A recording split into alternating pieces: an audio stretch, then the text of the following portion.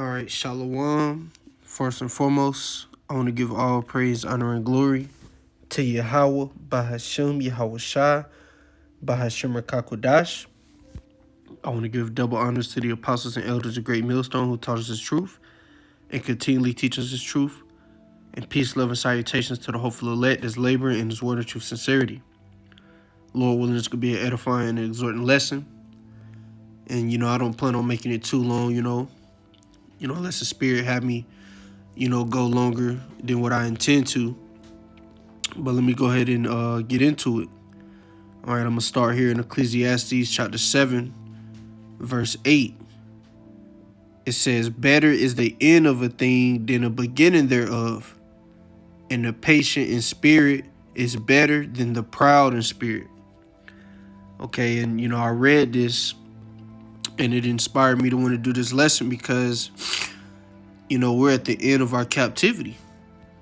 We're finally here. We're finally getting ready to go back to, our state as gods, man. Because, we know through Adam we fell, but through Yahweh Shai, we're going to get back to the position we're supposed to be as Yasha Allah. And, it's a beautiful thing to see the prophecies kicking off, to see, the transition from this, FRN, from these paper dollars to a digital currency, which we know what this is going to lead to. This is going to lead to the Charagma. Okay, and we're seeing World War III brewing in the earth. And these are prophecies that John the Revelator received on the Isle of Patmos that would happen in the last days. All right, but let me read this again. It says, "Better is the end of a thing than the beginning thereof." Because, hey, man, the beginning of our downfall, we just been through captivity after captivity. The scriptures say, "Under the whole heaven have not been done as have been done upon Jerusalem." And we're finally here at the end of it all. All right, and it says, "In the patient in spirit than the proud in spirit," because we're patient. This is what we've been waiting on. Lord willing, with the elect, not only in this life, we've been waiting on this, but in our past lives, man. When Yahweh Shah was leaving, his disciples, the first thing they said, "Well, thou at this time restore the kingdom to Israel," because they saw, the angels, they saw him in his glorified body, him being beamed up into a chariot. So they thought that was the time, man. But it wasn't. But see, now we're approaching that time. We're in the end of Esau's kingdom. Okay, so yeah, better is the end of a thing than the beginning thereof. Better is the end of our captivity than the beginning of it, man. All right, because we know Esau is the end of the world. This is 2nd Esdras chapter 6, verse 7. "Then answered I and said, What shall be the parting asunder of the times? Or when shall be the end of the first, and the beginning of it that followeth?" And when you read Esdras, man, Esdras, he wanted to know when would Israel, the people of the Lord, be on top. Because, he mentioned, "I've seen the heathen, how they prosper. They don't keep your laws, We're the only ones that have kept your laws, statutes, and commandments. Even though we fucked up, but, the heathens don't have no type of acknowledge, of our power, man." But, Esdras, he was asking, when are we going to rule, pretty much? Verse 8, this the angel replying to him, "And he said unto me, from Abraham unto Isaac, when Jacob and Esau were born of him, Jacob's hand held first the heel of Esau." And that's why understanding that story is very important. Okay, that's why even in the New Testament, it mentions Abraham, Isaac, Jacob. Because that's the blessed seed line. Okay? The Most High told Abraham that he would never forsake his seed, that he would bless his seed, that he would multiply his seed as the stars of heaven. What blessed seed was he talking about? From Abraham to Isaac, and then from Isaac, the blessing went to Jacob. which Jacob means supplanter. You know, he supplanted Esau for the birthright. And the Lord was with it, man. You know, Esau would say, oh, Jacob stole it, man. You could say whatever. The Most High was with it. You know, it's a beautiful story. And that's why Esau has that perpetual hatred to this day. All right. But Jacob held Esau's heel, man. And it was already prophesied before they were even born. The elder should serve the younger. Esau came out first and Jacob held his heel, man. Which shows what? That Jacob is going to bring Esau down. Okay? Yahushua, one of his titles is the conquering lion of the tribe of Judah. He's coming to conquer these nations, man. It's, you know, mainly Esau. But all nations will go into captivity outside of Israel. Okay, verse 9, it says, for Esau is the end of the world, and Jacob is the beginning of it that followeth. So when Esau goes down, that's the beginning of our world, man. Okay, that's the beginning of Yahushua's kingdom, which by default is the kingdom of Israel. Because what is Yahushua going to do? He's going to set up a nation of kings and priests. Every Israelite man will be a king. Every Israelite woman will be a princess. Okay, ain't no queens in our nation, man. The word queen just means prostitute or whore. That's some shit the other nations do. But us, you know, we have princesses. Okay? And that's why our women, you know, growing up, they, you know, they love those Cinderella movies and, you know, these different princess movies because that's them. And they get that from the scriptures anyway, you know. But yeah, you know, better is the end of a thing than the beginning thereof. Okay? The end of our captivity is better than the beginning of it, man, when we was grabbed up, chained up, put on ships. You know, we barely made it, man.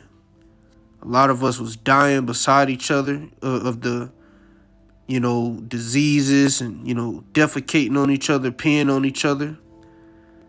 You know, a lot of us, you know, jumped off the ships. Would rather die than to deal with that, man. It was a terrible time for us, man. But the Lord told us he would do that if we didn't keep his law, statutes, and commandments. So we brought it on ourselves. But we're at the end of this captivity, man. All right. The iniquity, the punishment of our iniquity is accomplished, which let me get that. You know, I may have quoted it wrong. This Lamentations chapter 4, verse 21, it says, matter of fact, let me pull it up in the blue letter because I like what it says in the blue letter. In the NLT is what I meant. Lamentations chapter 4, verse 21. I'm going to read the KJV first, though. It says, rejoice and be glad, O daughter of Edom, that dwellest in the land of Uz. The cup also shall pass through unto thee. Thou shalt be drunken and shalt make thyself naked. What's that cup referring to? Slavery, man. The curses. You got to drink it. Jeremiah 49. Verse 22, it says, the punishment of thine iniquity is accomplished, O daughter of Zion. He will no more carry thee away into captivity. He will visit thine iniquity, O daughter of Edom. He will discover thy sins. I'm reading this in the NLT. O beautiful Jerusalem, your punishment will end. Better is the end of a thing than the beginning thereof, man. We're looking forward to the end of our punishment. Because to this day, we're still in punishment. We're still in captivity. Okay, like it says in Baruch, we are yet this day in our captivity, man. We're waiting on Yahushua to come free us, to come save us from captivity. Because that's what salvation is, man. Like it says in Luke, the 1st chapter, that we should be saved from our enemies and from all of them that hate us. That's salvation. And we are the only people that need that, man. All these other nations, they have their land. They have a military. You know, they're able to keep their laws and their traditions and what they believe in. But us, you know, we're just, you know, captive in every land we in. We don't have our own land right now. Our land is being occupied by our number one enemy. Okay, the tribe of Amalek, man. But the Most High is going to destroy our enemies and send our king to free us, man. All right, it says, you will soon return from exile, but Edom, your punishment is just beginning. Soon your many sins will be exposed. So Esau, his punishment is getting ready to begin, And our punishment is getting ready to end, man. You know, so better is the end of a thing than the beginning thereof, man. Because once again, it was brutal how we got over here. You know, we all fail, man. But Yahweh Shai, he got it right. You know, and through Yahweh Shai, we will inherit everlasting pleasures, man. Immortality. The second covenant, where we're going to be programmed to keep the law, statutes, and commandments. So we're going to be like the serpent told Eve. You know, the serpent wasn't lying when he said that ye shall be as gods, knowing good and evil, because a perfect judge knows good and evil. The Most High, he created good and evil, but his delight is in good, is in righteousness. And he wanted to show us wickedness so that we can appreciate righteousness. Like, you know, our apostles say, you know, the men they learned from used to always say that.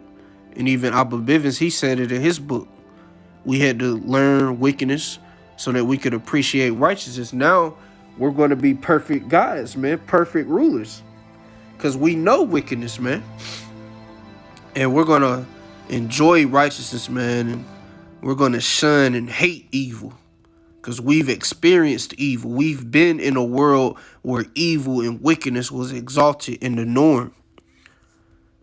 You know, so we're going to be able to enforce righteousness as joint heirs with Yahweh Shai, Lord willing, with the elect.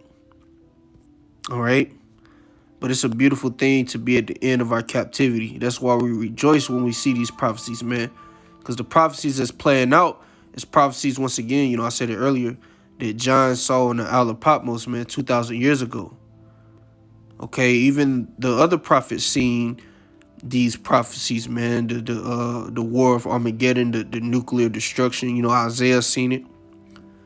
You know, Obadiah saw, you know, Israel and Judah coming together in the house of Esau being stubble, and us, you know, destroying Esau, beating his ass.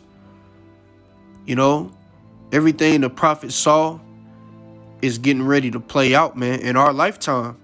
You know, Lord willing, you know, by the end of this year, this war fully breaks out. You know, and going into next year, you know, everything else play out. You know, the MOTB, because, you know, December, this devil is supposed to be, you know, Biden signed an executive order to, I believe it's to do away with cash, or, you know, something like that. December 14th, I believe it is. So, you know, prophecy is manifesting. You know, Lord willing, we continue to stay strong and endure to the end. But like I said, you know, didn't want to make this a super long lesson. You know, just want to make it, you know, real quick, you know, pretty much a quick hit. But Lord willing, it was edifying. And with that, I'm going to say shalom.